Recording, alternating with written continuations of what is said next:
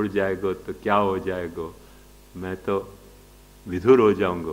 तो पत्नी ने माथे पे हाथ फिरा के कि ऐसे क्यों बोलो, तुम क्यों विधुर हो, मैं नहीं विधवा हो जाऊं। अब बेचारा पति कहा जाए, बड़े प्रेम से माथा पे हाथ फिरा के ऐसे नहीं बोलना हो, तुम काय को विधुर हो, मैं विधवा हो जाऊं। अरे भाई वो मतलब क्या वाको, वो प्यार कैसा प्यार, तुम क्यों विधुर हो, मैं नहीं विधवा हो जाऊं। सहानुभूति भी कितनी बड़ी सहानुभूति हो, तो अपने इंद्रियन की अपने साथ या तरीके की सहानुभूति है कि तुम क्यों विधुर हो, मैं ही नहीं विधवा हो जाऊं। तो वाह तरह से वो बहुत बहुत कॉम्प्लिकेटेड खाता है ये सारो इंद्रियन को और आत्मा को। तो वाह के लिए उनको वो मछली के टब के तरह अपन सफाई करें ना, तो ये विद्रोह नहीं करें। यही लिए महाप्रभु जी सर्वनिर्णय में आज्ञा करें हैं कि स्वतः प्रवृत्ति रहितानि इंद्रियाणि बलात् भगवती योज्यमानानि विक्षेपम जनयन्ति। यदि कोई इंद्रिय आपकी भगवान में स्वतः प्रवृत्त नहीं हो रही है और जबरदस्ती वाकू हंटर मार के भगवान में लगाओगे, तो भगवान में लगने के बजाय तुमको जैसे घोड़ा को जबरदस्ती लगाम खींचे तो घोड़ा दो पैर उठा के सवार को पटक दे, ऐसे ये इंद्रियां तुमको पटक देंगी। या के लिए इनके साथ अत्याचार करके नहीं, इनको समझा फुसला के और धीरे धीरे भगवान की तरफ मोड़ो। कि महाप्रभु जी को स्पष्ट विधान है सेवा के बारे में, स्वतः प्रवृत्ति। यहीं जाके भक्ति और जो तप और वैराग्य की साधना है और भक्ति की साधना में यहाँ जाके रास्ता अलग अलग हो रहा है। कि वहाँ जो है वो मछलियाँ तड़पती हुई तो तड़पने दो, हमको पानी साफ करना है, बस एक मुद्दा है टब को। तो जा वक्त तक पानी साफ किए और नया पानी भरोगे, वह वक्त दो चार मछली मर गई होंगी।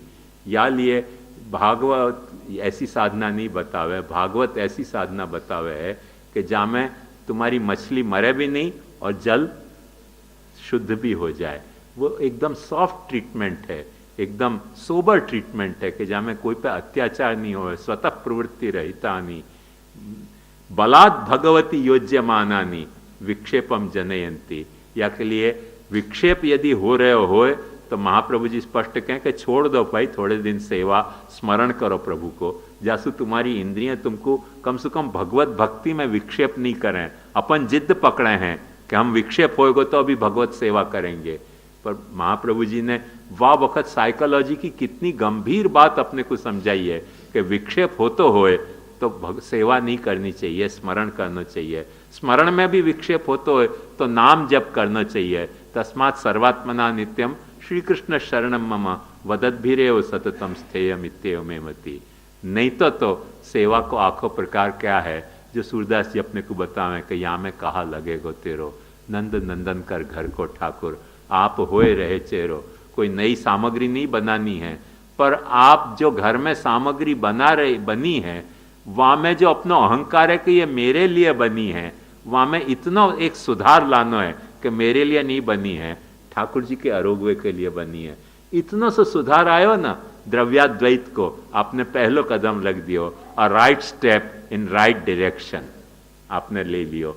वो right step in right direction आपने लियो, धीरे धीरे वो क्रियाद्वैत की तरफ जाने के लिए मन अहंकार तैयार हो जाएगा कि यदि ये मेरे लिए नहीं है, भगवान सबके लिए है, तो फिर सब में अवस्थित जो प्रभु है वाकु समर्पित मुझको करना चाहिए। जो सब में विराजमान प्रभु है वाकु समर्पित करके मुझको लेना चाहिए। उच्छिष्ट भोजनो दासा तव मायान जय मई। तो ये पत्रम पुष्पम फलम तोयम यो में भक्त्या प्रयच्छति तदहम भक्त्युपहृतम अष्टामी प्रयतात्मना। वो या भक्ति से जा वक्त अपन समर्पित करेंगे ना, बलात् नहीं, या भक्ति सु समर्पणात्मिका भक्ति से जा वक्त अपन भगवान को कोई चीज देंगे तो भगवान भी फिर वह कुछ स्वीकार हैं। और यदि भगवान ने अपनी कोई भी चीज स्वीकारी, जैसे शबरी के झूठे बेर स्वीकारे, अपन भी मोस्ट ऑफ द टाइम भगवान को जो समर्पित करेंगे, रेस्ट एश्योर अपरस कितनी भी पालो पर झूठी ही समर्पित करेंगे। क्योंकि बिना झूठो लावे कहां सो, क्यों झूठो हो जाएगा, ध्यान से समझो। ध्यान से समझो, शबरी ने तो मुंह में चाक के झूठन कियो, पर अपन मुंह में चाक के झूठन नहीं करें। जा वक्त अपन कोई चीज खरीदें, वह वक्त जो अपने को अच्छी लगे वो खरीद रहे हैं, तो झूठी भई के नहीं मानसिक रूप से तो। और महाप्रभु जी ने या ली आज्ञा दी है कि यद्यद इष्टतमम लोके यच्चाति प्रियमात्मना ये न स्या निर्वृत्तिश्चित्ते तत्कृष्णे साधे। जो चीज तुमको अच्छी लगती हो वो तुम ठाकुर जी को धरो, तो ठाकुर जी तुम्हारा झूठो बिल्कुल वही फैशन में अरोग रहे हो जहां फैशन में राम ने शबरी के बेर अरोगे थे। पहले तुमने मन चला दिया वहां पे कि ये चीज मुझको अच्छी लगे है। और या के लिए वार्ता में बहुत अच्छा आवे कि दोनों भाई हैं, गुसाई जी के पास सेवक होके गए, सेवक होने के लिए गए, और गुसाई जी ने आपको पूछो कि तेरे को क्या शौक है? उन्होंने कहा कोई शौक नहीं है, वैराग्य आ गया। उन्होंने कहा कल मिलियो, अभी आज फुर्सत नहीं है। एक ने कहीं खाने को शौक है, उन्होंने कहा चल आज व्रत कर, कल ब्रह्म संबंध ले। उन्होंने कहा ये भोजन भट्ट को आप ब्रह्म संबंध को अधिकारी समझ रहे हो और मैं विरक्त को नहीं समझ रहे हो। गुसाई जी ने यह बात कही कि आपको भोजन को शौक है तो ठाकुर जी को भोग तो धरेगो ना, तो को विराग हो गया तो ठाकुर जी को क्या धरेगो? ठाकुर जी भी वैरागी। अब ठंडी तो थने काई लागे, तो उघाड़ा ही बिराजत है प्रभु। यान भी तो उघाड़ा हो और उघाड़ा बिराजो, तो भूख तो थने लागे नहीं क्योंकि थे विश्वम्भर हो, तो वैसे भोग धरवा की कहीं जरूरत है। और थे सो जासो तो जागसी कुंड दुनिया में, तो पोड़ो ही मत, जाग्या रहो। खत्म हो गई ना सेवा के नाम पे आइटम क्या चलेगी ये तो सोचो।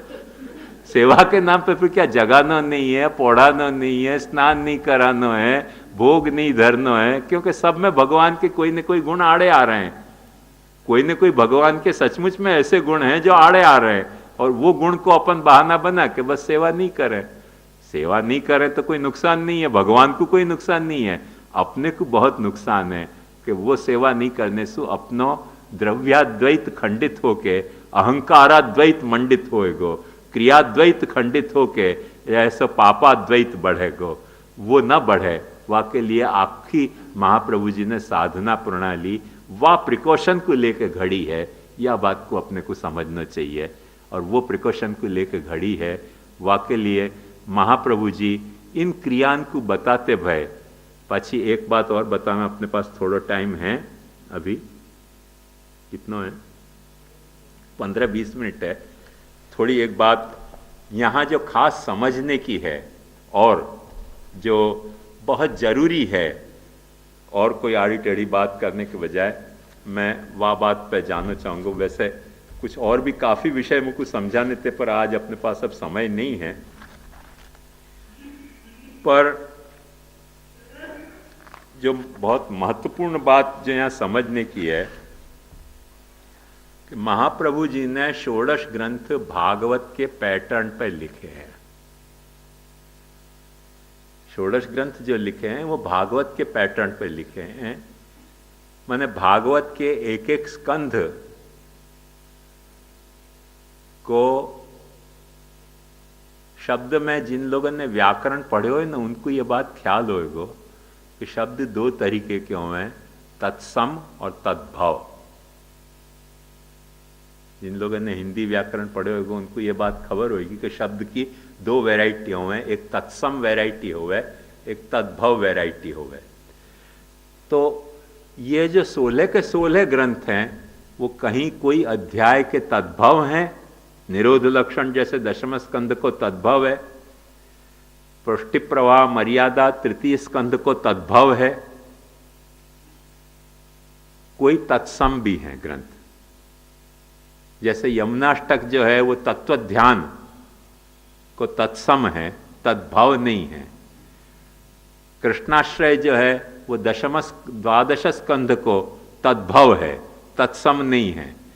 तो ये दोनों पैटर्न्स महाप्रभु जी ने ग्रंथ लिखे हैं। जैसे शब्द में तत्सम और तद्भव दो वैरायटी हुए हैं, ऐसे इन ग्रंथन में भी तत्सम और तद्भव की दोनों वैरायटी मौजूद हैं। उनमें से विवेक धैर्याश्रय जो है वो सप्तम स्कंध को तत्सम है, तद्भव नहीं है। माइंड इट, तद्भव नहीं है।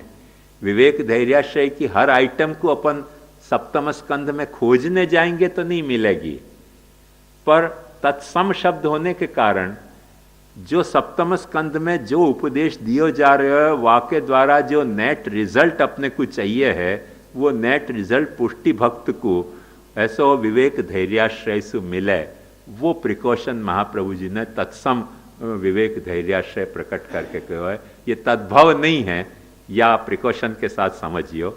बहुतन को शायद ये बॉम्बास्टिक लगता होगा, तत्सम तद्भव, अचानक क्या बला आ गई भागवत में, ये तत्सम और तद्भव क्या आयो। पर थोड़ा सा आप ग्रामर देख लोगे ना, खुद मेहनत करोगे तो पता चल जाएगा कि तत्सम क्या हुआ, तद्भव क्या हुआ।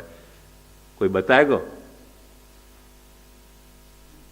बोल, तत्सम तद्भव का आप नहीं, कोई को भी नहीं पता है। ओहो,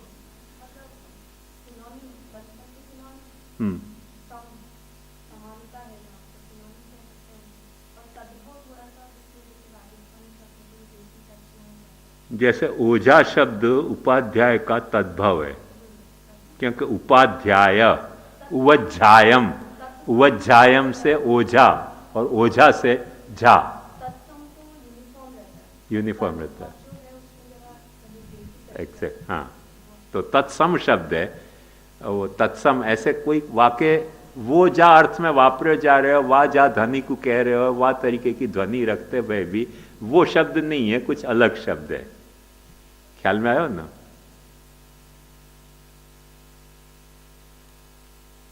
जैसे अपने पुष्टि मार्ग में एक तिलकायत महाराज हैं, समझे?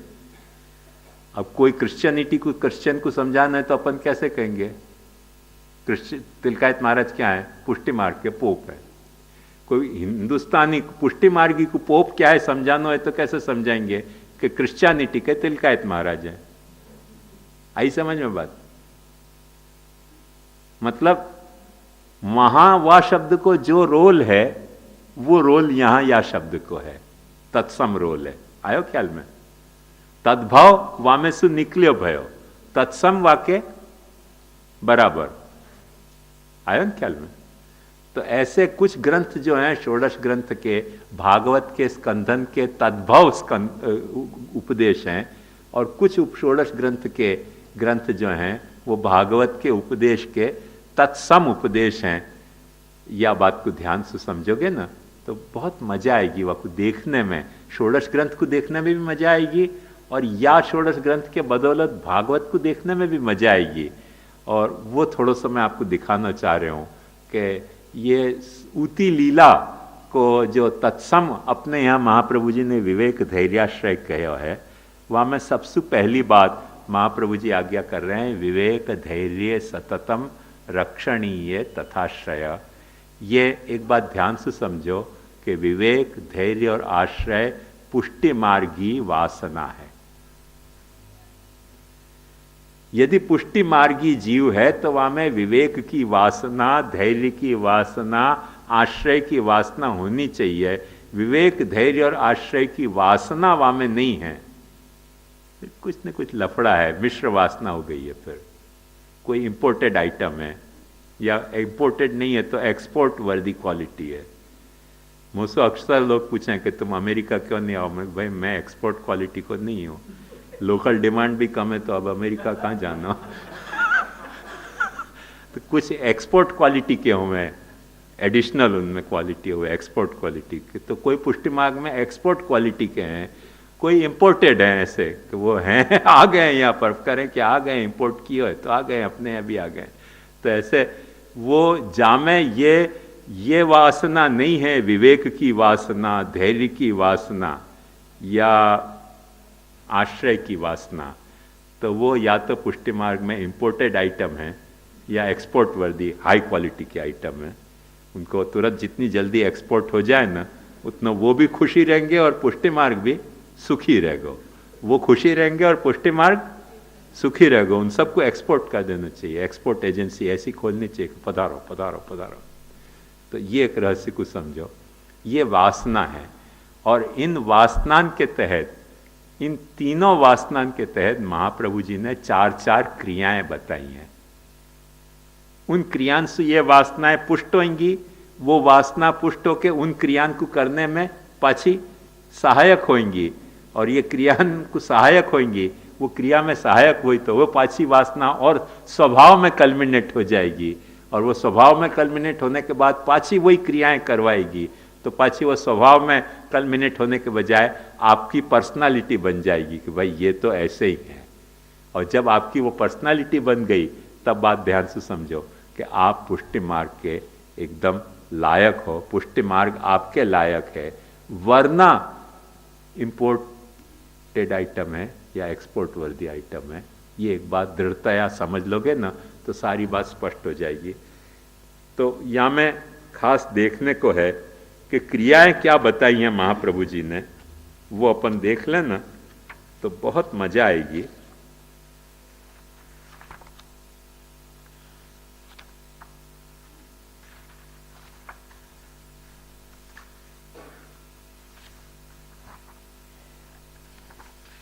विवेक धैर्य सततम रक्षणीय तथाश्रय। यहां में देख सतत शब्द देख वासना को वाचक है।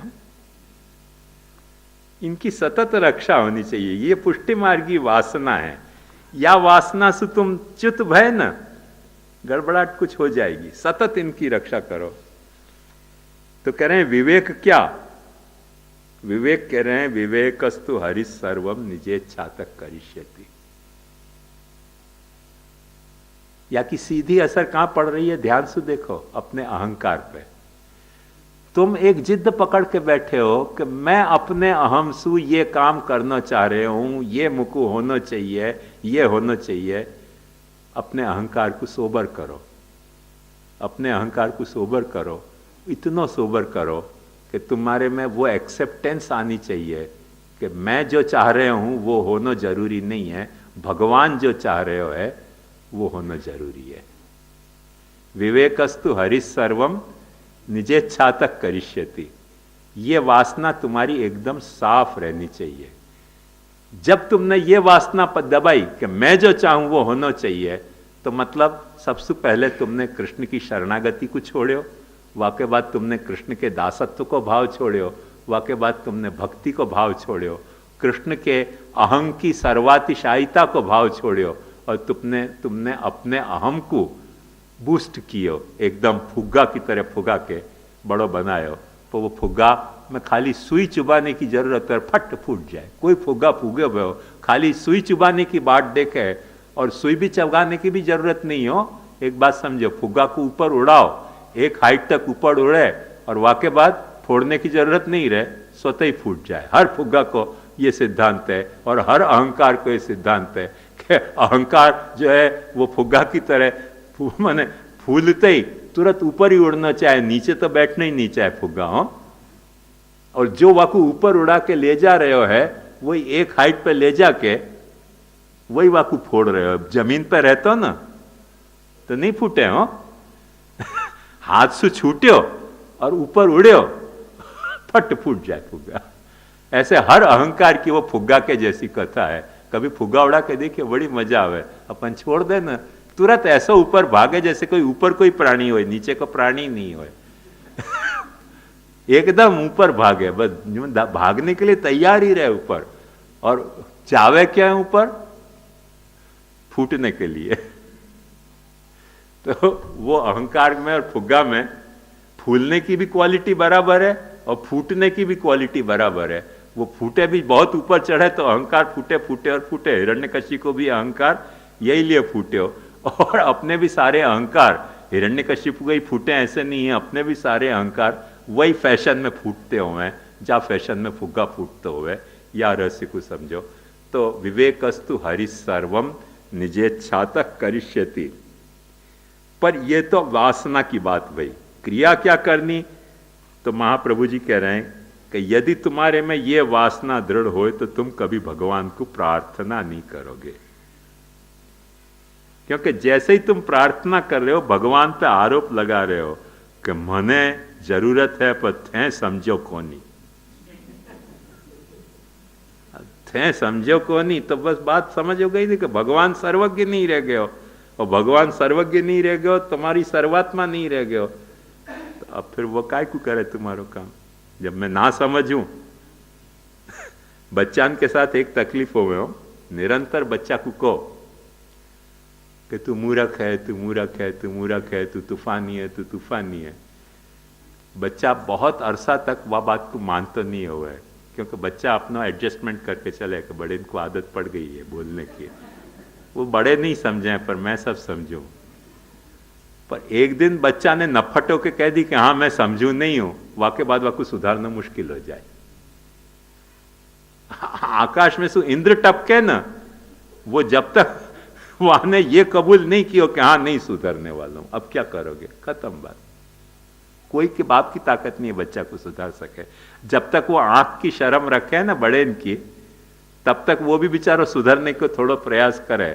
या लिए बच्चा को निरंतर ऐसे कहना कि तू बदमाश है, तू चोर है, तू मूर्ख है, वो बच्चा ने कबूल नहीं किया तब तक ठीक है चलती रहेगी कथा। जा दिन वहां ने कबूल कर लिया ना कि मैं मूर्ख हूं, वह दिन फिर वहां को पढ़ने की इच्छा खत्म, पढ़ेगा ही नहीं। हमारे पास एक आदमी आवे है, वो आके वो इंट्रोडक्शन ही कह के श्याम बाबा હું થોડો પાગલ છું, વાત કરું તમારી સાથે। मैं કીધું હવે करो बात। હવે पागल छू कह के बात करे, और कैसी बातें करे कि હું બોરીવલીના સ્ટેશન ઉપર ઊભો તો ઉચિંતી સ્કૂટર આવી અને તમને મારી વાત ઉપર વિશ્વાસ આવે છે ભાई कि हाँ पाड़े कि ना पाड़नी कुछ समझ नहीं पड़े, अपन भी पागल हो जाए बाकी बात सुन के। क्योंकि वो पाछे अपने को पूछे कि हूँ पागल छू, तमने विश्वास आवे छे। स्कूटर पे गणपति जी ने पार्वती जी को बैठा के ले गए, क्यों ले गए अपने को समझ ही नहीं पड़े। मैं वो कह के मैं आंख थी जोया, हवे कैसे ना पाड़नो कि नहीं जोया। और पाछो ये और कह दे के पागल छू, हवे पाछो ये और कह के आंख थी जोवानुं माननु कि पागल छू एटले खोटो भ्रम थयो मानवो। अब एनो जवाब हूँ केवी रीते आपू जब तने तू कह रहे हो कि तेने आंख शू देखियो ये रहस्य, फिर पाछो ये और कह के हूँ पागल छू एटले मने भ्रम थयो कि आंख थी जो देखायु तेने साचू मानवो। थोड़ी देर अपन बात करते अपन को भी लगे कि हाँ वही नहीं है, अपन भी पागल है। तो एक बात समझो कि या तरीके की प्रॉब्लम अपने साथ हो जाए। वैसे मजा भी आवे वाके साथ बात करने में, कई कई बातें ऐसी बतावे कि अपने को भी आश्चर्य हो, बड़ी बुद्धिमान भी है, ऐसा नहीं है, पर या तरीके को है। तो वालिए महाप्रभु जी कह रहे हैं कि क्रिया कौन सी करनी, अप्रार्थना की क्रिया। असंकल्पात जयेत कामा, कल मैंने यही लिया आपको बताया। तो असंकल्पात जयेत कामा वह अर्थ में नहीं कहोगे, पर तत्सम बात आई कि नहीं। प्रार्थना करने को जो कामना है आपकी, वह असंकल्प करो ना भाई। मन में इच्छा होगी कि भगवान दे दे तो अच्छो, वापे तो मन की इच्छा पे तो अपन काबू नहीं पा सके, पर अपन इतना तो संयम तो निभा सके ना कि मन में इच्छा हो तो मन में रहने दो, भगवान से तो प्रार्थना मत करो कम से कम। जब भगवान से प्रार्थना करी तो वह आपको विवेक खत्म हो गयो भगवान के सामने।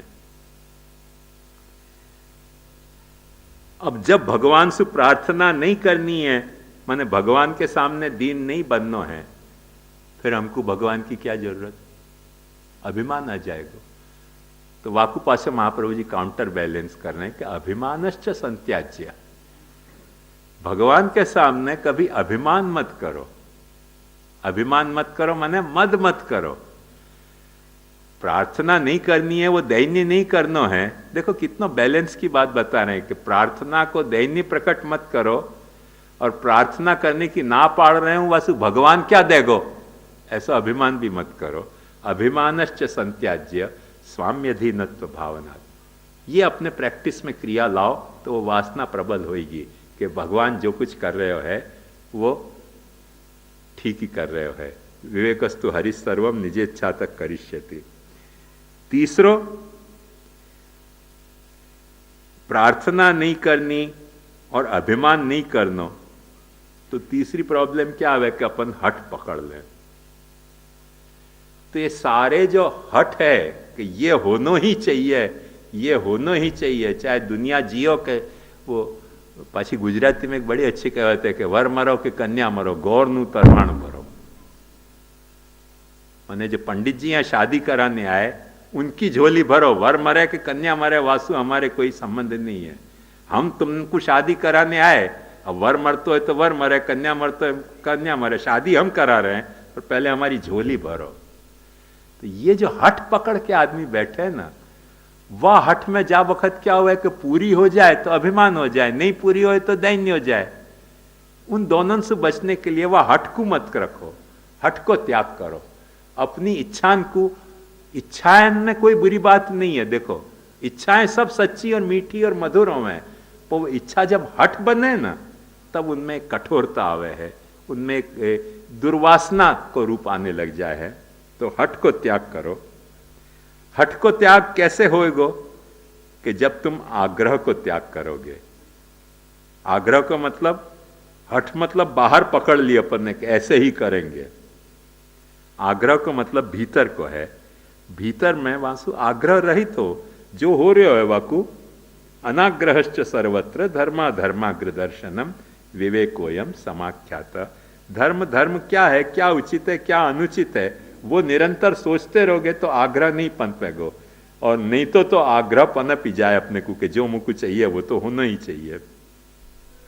ये विवेक चार क्रियान को करते रहो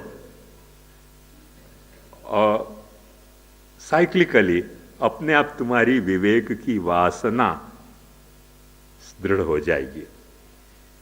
वाक्य बाद आ रहे हो धैर्य। अब एक बात ध्यान से समझो, विवेक की वासना दृढ़ क्यों बनानी है? क्योंकि अपने को, अपने अहंकार को डाइल्यूट करके भगवान को महात्म्य स्वीकारना है। अपने को, अपने अहंकार को डाइल्यूट करके अपनो महात्म्य नहीं पर भगवान को महात्म्य स्वीकारना है। सो ये विषय बुद्धि को है, विवेक। ख्याल में आयो? विवेक विषय जो है वो बुद्धि को है। यहां तुमने विवेक वापरो तो तुम्हारी बुद्धि महात्म्य ज्ञान झीलने लायक होगी, नहीं तो भगवान को महात्म्य ज्ञान तुमको एक्सेप्टेबल नहीं होगा यदि तुमने विवेक नहीं निभायो। तो विवेक की वासना नहीं तुमने पनपाई अपने भीतर तो भगवान को महात्म्य स्वीकारने लायक तुम्हारी बुद्धि बनेगी नहीं, और भगवान को महात्म्य स्वीकारने लायक बुद्धि नहीं बनी तो तुम्हारा स्नेह भगवान में कभी भक्ति में खिल नहीं सकेगा। या लिए फर्स्ट स्टेप महाप्रभु जी ने कैसे प्रिकॉशनरी स्टेप लियो है शरणागति के लेवल पे, कि यहाँ से प्रोग्रामिंग स्टार्ट कर रहे हैं कि अच्छा तुमको मैथमेटिक्स पढ़नी है ना तो अभी प्लस माइनस और ऐसे गुणाकार भागाकार कर लो, आगे जाके तुमको लॉगरिदम भी पढ़ाएंगे। वो फर्स्ट स्टेप आपको प्लस माइनस भी नहीं सिखा रहे हैं, केवल टेबल सिखा रहे हैं कि एक एक एक एक दो दो दो दो तीन, वो खाली टेबल यहाँ सिखा रहे हैं। वाह, भगवान के महात्म्य को ये टेबल है। हो 2 1 2 2 2 2 2 4 बात तरह से को खाली टेबल सिखा रहे हैं कि भाई ये टेबल तुम थोड़ा दोहराओ, टेबल दोहराओ, तुम्हारे में विवेक जागृत होएगा। विवेक जागृत होते ही तुम्हारी बुद्धि भगवान के महात्म्य को स्वीकारने के लिए अच्छी योग्य बन जाएगी। फिर आएगी बात स्नेह की। स्नेह तो हृदय की बात है ना, वाके लिए धैर्य को पकड़ रहे हैं महाप्रभु जी, क्योंकि सारो स्नेह अपनो खोवे है धीरज खोने के कारण। धीरज अपने में होए तो स्नेह अपनो बराबर पक सके। अपने को धीरज नहीं है, वाके कारण अपने अक्सर स्नेह खो जाते हुए। थोड़ी सी धीरज रखो ना तो स्नेह कभी नहीं खो सके, पर अपन इतने स्नेह को विषय आते ही ऐसे अधीरे बावले से हो जाए कि वो हो तो भी होए। मैं एक बहुत अच्छा मैंने जोक पढ़ो कि एक कोई लड़का तो माने कोई लड़की को बहुत सारे प्रेम पत्र लिखे, इतने सारे प्रेम पत्र लिखे, तो लड़की ने कोई जवाब ही नहीं दियो। तो प्रेम पत्र को पुरजाए बढ़ते ही चले गए, बढ़ते ही चले गए। तो एक दिन लड़की को दया आ गई कि भाई क्या कहना चाह रहे हो, बैठ के सुनो तो सही। तो आने कही चल अपन गार्डन में मिले। वहाँ ने सारे प्रेम पत्र की फाइल रखी थी, वो गार्डन में मिलवाई तो आने पहले से लेके पत्र पढ़ने शुरू किए। वो अंत ही नहीं हो रहे थे, इतने सारे प्रेम पत्र है। थोड़ी देर में वो भाग गई। ये तो क्या, ये तो बात नहीं कर रहे हो, प्रेम पत्र क्या लिखे हो पढ़ के सुना रहे हो खाली कि ये पत्र में लिखा। भाई तो कितनी देर चलेगा प्रेम पत्र को पाठ, धैर्य खो गए हो। अरे भाई जब सामने आ गई तो प्रेम पत्र जो लिखे हुए हैं वाकु पाठ पढ़नो कि वासु बात करनी, वासु बात नहीं करनी है, अपने प्रेम पत्र पढ़ के सुनाने के। इतने इतने सारे प्रेम पत्र लिखे। वो थोड़ी देर में मेरे साथ ऐसे हुए, हमारे एक साथ पढ़ते तो हम वहाँ को ज्ञानेश्वर कहते थे। तो एक दिन एमए में હતો मेरे साथ, तो ऐसे मन मुझके कि श्याम बाबा तुमने कभी ज्ञानेश्वरी पढ़ी? मैंने की नहीं पढ़ी भाई। बोले आज मैं तुमको ज्ञानेश्वरी सुनाऊंगा। बहुत अच्छी बात है यासु, अच्छी सौभाग्य की क्या बात। तो हॉस्टल में मैं वहाँ के साथ गया, मुझको सामने के पलंग पे बैठा है, खुद या पलंग पे बैठ के यूँ ज्ञानेश्वरी रख के पढ़नी शुरू करी। 1 घंटा 1.5 घंटा 2 घंटा में खत्म कब होगी ज्ञानेश्वरी। आंख भी नहीं उठावे कि मैं वासु विदा मांगू। मैंने कि अब ये तो ज्ञानेश्वरी जो है, मैं तल्लीन हो गए, मैं चुपचाप भाग गया वहां से। दूसरे दिन मुझको पकड़े हो, अरे तुम कब चले गए? मैंने कि तुमको ये भी नहीं पता चली? बोले नहीं पता चली। ज्ञानेश्वरी पढ़ते रह गए। मैंने कि धन्य ज्ञानेश्वर प्रभु। भाई तुम मेरे लिए पढ़ रहे हो तो एक वक्त पढ़ते वक्त थोड़ी तो आंख मिलाओ मुझसे कि भाई मैं पसंद कर रहा हूँ कि सफोकेट हो रहे हो। तो आंख नीचे करके ज्ञानेश्वरी पढ़नी शुरू करी। मन के ठीक है, अब सुनते जाओ। कितनी देर सुने ज्ञानेश्वरी?